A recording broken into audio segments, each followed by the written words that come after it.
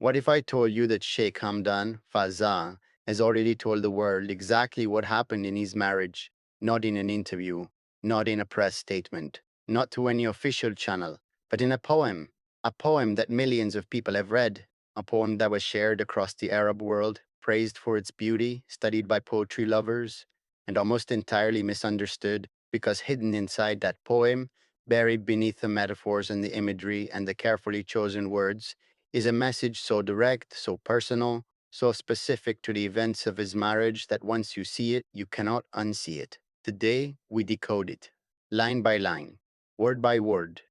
And by the end of this video, you will understand something about Fazza's story that nobody has ever explained quite like this before.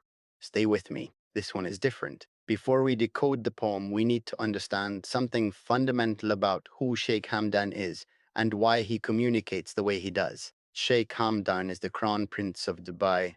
He will, one day, lead one of the most watched and admired cities on earth. Every word he says publicly carries political weight. Every statement he makes is analyzed by governments, by media, by the millions of people who follow his every move. This means that Sheikh Hamdan, as a person, as a human being with feelings and conflicts and private pain, almost never speaks directly. He cannot afford to. A prince cannot give an interview about his marriage falling apart. A future ruler cannot publicly explain his complicated feelings for a first wife while still officially married to a second. The world he lives in has rules, and those rules apply to his words as much as to his actions, and so he does what poets have always done when they cannot speak plainly. He encodes, under the name Fazza, a name that gives him just enough distance from the crown prince to speak honestly. He has been writing his truth for years, not as fiction, not as fantasy, as a precise, carefully constructed map of his interior world. The people who read his poems as beautiful but abstract verses are missing half the story. The people who read them as coded messages from a man who cannot speak freely, they are reading Fazza correctly. With that understanding in place, let us look at the poem. The poem was written and shared publicly in June 2022, a period we now know, with the benefit of hindsight, was one of the most turbulent in Sheikh Hamdan's personal life. At the time, most people read it as a typical Fazza poem, romantic, melancholy, beautifully written. They admired the imagery. They shared it. They moved on. But look at what it actually says. Here is the poem in full. Clouds welcomed you as they were sitting and heating you, and grass looked shocked with your charm. Looking at the clouds, it remains. But it looks at you and says, "Oh, hello." The next fascination. By God, what is the day that dreams of shaking hands with the world that loves you? Beautiful, yes. Abstract, it seems. But watch what happens when we decode it, piece by piece. Clouds welcomed you as they were sitting and heating you. On the surface, a poetic image of clouds welcoming someone warmly like an embrace. But look deeper. In Arab poetic tradition, clouds are not random imagery. They carry a specific symbolic weight. They represent something that is present but always moving, something that brings nourishment but cannot be held, something that casts a shadow even when the sun is shining. DET code. The you in this line is not a place or a season. It is a person, a specific person who is being welcomed warmly, lovingly by the world around them. Someone whose arrival changes the atmosphere of every room they enter. This is Sheikh Hamdan describing the way the world receives Shaker Shaker, his first wife. The warmth to welcome the feeling that even nature responds to her presence. Grass, in classical Arabic poetry, represents the ordinary, the everyday, the things we walk past without noticing. When grass is shocked, it means something extraordinary has interrupted the ordinary. DKTEDD. This line says, even the most ordinary, overlooked things in this world stop and take notice of you. Your presence is not subtle, it disrupts. It commands attention even from things that have no reason to pay attention. This is a man describing the effect of a particular woman on the world around her, the involuntary, undeniable pull of her presence, the way she does not need to try, she simply is, and everything responds. This is the most technically complex part of the poem, and the most revealing. The subject of these lines is ambiguous in the original Arabic. It could be it, referring to the grass from the previous line, or it could be it, referring to the poet himself. That ambiguity is not accidental. Decoded, Sheikh Hamdan is saying, I am like the grass. I am rooted in one place in my current life, my current situation, my current commitments. I remain. But even while remaining, I cannot help but look at you. And when I look at you, my entire world reorganizes itself around that gaze. Oh, hello. Those two words in the original carry an intimacy that is almost startling in a poem. It is not a formal greeting. It is the involuntary sound of recognition, the thing you say when someone you love unexpectedly appears. He is saying, I am where I am. But you appear, and everything else becomes background. The phrase by God in Arabic poetry is not casual, it is an oath. It is a man calling on something sacred to witness what he is about to say. Decoded, what comes next in this poem is not a casual observation. Sheikh Hamdan is swearing, in the most serious way available to him in his language and culture, that what follows is the truth. The complete truth, the thing he actually means. This is the hinge of the entire poem. Everything before it was description, everything after it is confession. Read this line carefully, really carefully. He's not asking a question in the way we ask questions when we want information. He's asking a question in the way poets ask questions when they already know the answer is impossible.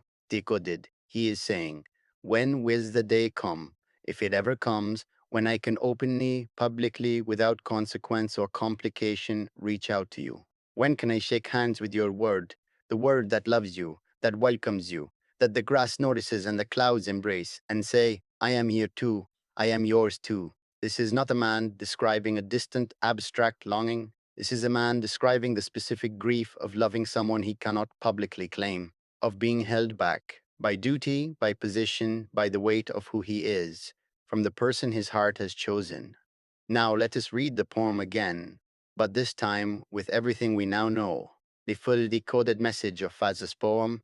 I see the way the world receives you. I see your effect on everything around you. I am rooted where I am. I remain, but I cannot look anywhere without finding you. And God is my witness when I ask, when will the day come that I can step into your world openly? When can I finally reach you without hiding what I feel? That is what the poem says. That is what Sheikh Hamdan, constrained by position, by protocol, by the impossible geometry of his personal life, encoded into 7 lines of verse and released into the world, trusting that the right person would understand. And she did. Shaker, his first wife, understood. She responded not long after with a video of her own, a poignant, carefully worded response that confirmed she had received the message, and his second wife understood too. She read that poem. She decoded it the same way we just did, perhaps not consciously, perhaps not line by line, but with the deep intuition of a woman who has been paying close attention for a long time. And it broke something in her that had already been cracking for months, because it is one thing to suspect that your husband's heart is somewhere else. It is another thing entirely to read the proof, in his own words, in his own hand, published for the entire world to see. Here is the question that I do not see anyone asking. Why did he publish it? Sheikh Hamdan is not naive. He is not a young man who does not understand the consequences of his words. He is the crown prince of Dubai, a man who has spent his entire life understanding that words carry weight, that public statements have public effects. He knew when he posted that poem that his second wife would read it. He knew she would understand it, and he posted it anyway. I think there are two possible readings of that decision, and both of them reveal something important about who he is.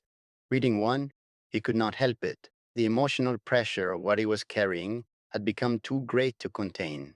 The poem was not a calculated move, it was an overflow. A man who had been holding too much for too long, finally releasing it in the only way available to him. Reading two, he chose honesty over comfort. Perhaps in some level, Sheikh Hamdan understood that his marriage could not survive on pretense, that his second wife deserved the truth, even if he could not deliver it in a direct conversation, even if he had to encode it in verse and release it into the world and trust her to find it.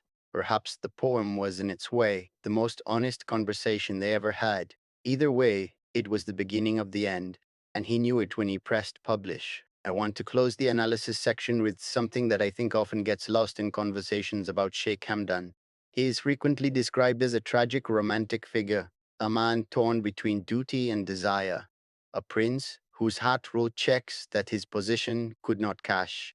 All of that is true, but there is something else that this poem reveals, something that, once you see it, changes the way you read everything he has ever written.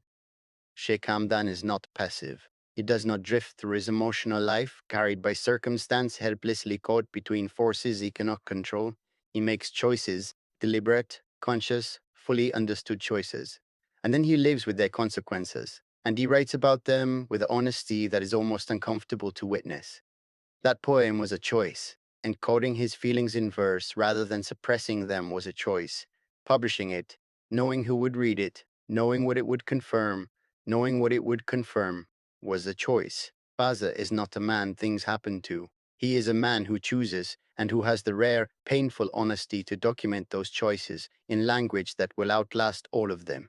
That is Fazza's hidden message, decoded line by line for the first time, a poem that millions of people read as beautiful and abstract, and that, when you know what to look for, reads as one of the most honest and heartbreaking things a man has ever written about a love he could not let go of.